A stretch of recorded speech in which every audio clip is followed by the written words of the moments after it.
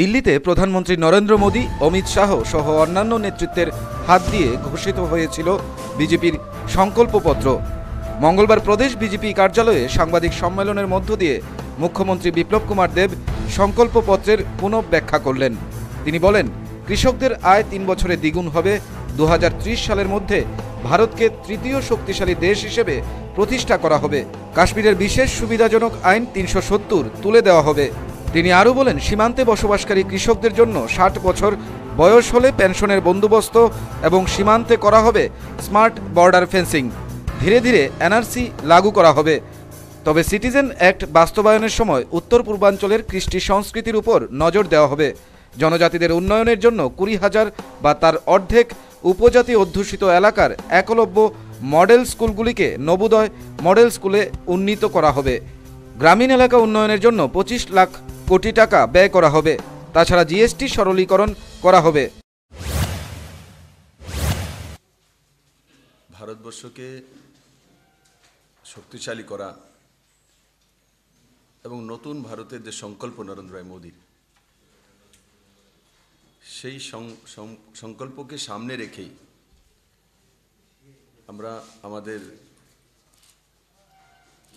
Manifesto release করেছি। আর এই ঐতিহাসিক ম্যানিফেস্টো রিলিজ করার জন্য একদিকে যেমন ম্যানিফেস্টোতে রয়েছে ভারতবর্ষের 75 বছর পূর্ণ হতে চলছে, তো 75টি সংকল্প সেই ম্যানিফেস্টোর মধ্যে রয়েছে, 75। আর তার মধ্যে সবচেয়ে বড় বিষয় যেটা হচ্ছে যে সবার জন্য এক আয়। এটা ভারতীয় জনতা পার্টির অনেক পুরনো মুদ্রা ছিল। 3 বছরে কৃষকদের আয় দ্বিগুণ করা, কৃষকদের জন্য, গরিব কৃষকদের জন্য, সীমান্ত কৃষকদের জন্য 60 বছরের পর তাকে পেনশন দেওয়া হবে। সাংবাদিকদের প্রশ্নের উত্তরে তিনি বলেন, ত্রিপুরাতে 2টি পার্টির ভোট হয়, এবারও তাই হবে। কংগ্রেসকে ভোট করা মানে সিপিএমকে শক্তিশালী করা।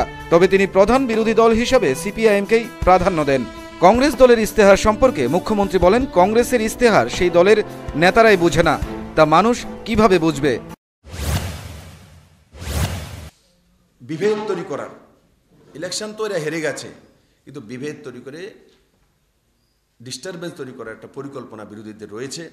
আমি আপনাদের মাধ্যমে সেটাও নিবেদন করব যে কোনো মতেই সেটাতে যেন ত্রিপুরা মানুষ সায় না দেয়। শান্তিপূর্ণভাবে যে নির্বাচন আমরা করতে চাইছি, মানুষ তার সঙ্গে থাকবে।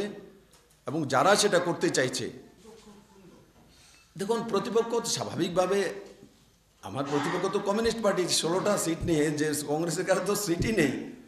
তো অ্যাসেম্বলিতে যে 16টা অপোজিশন লিডার, এটা বলার আমার মনে হয় না এটা কোনো কোশ্চেন আসে, কারণ অপোজিশন লিডার তো কমিউনিস্টেরই, লিডার অফ অপোজিশন তো মানিকবাবুই।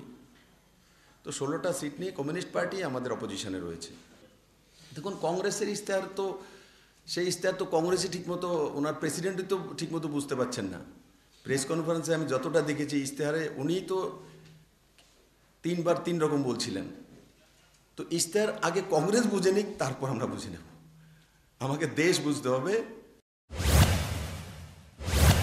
সপ্তদশ লোকসভা নির্বাচন শুরু হবে আগামী 11 এপ্রিল।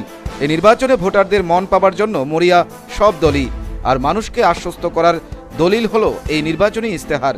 যদিও ইস্তেহার নিয়ে সাধারণ মানুষের মধ্যে কোনো হেলদোল নেই, কারণ খুঁজলে অবশ্যই পাওয়া যাবে প্রশ্নের উত্তর। Bureau report, news vanguard.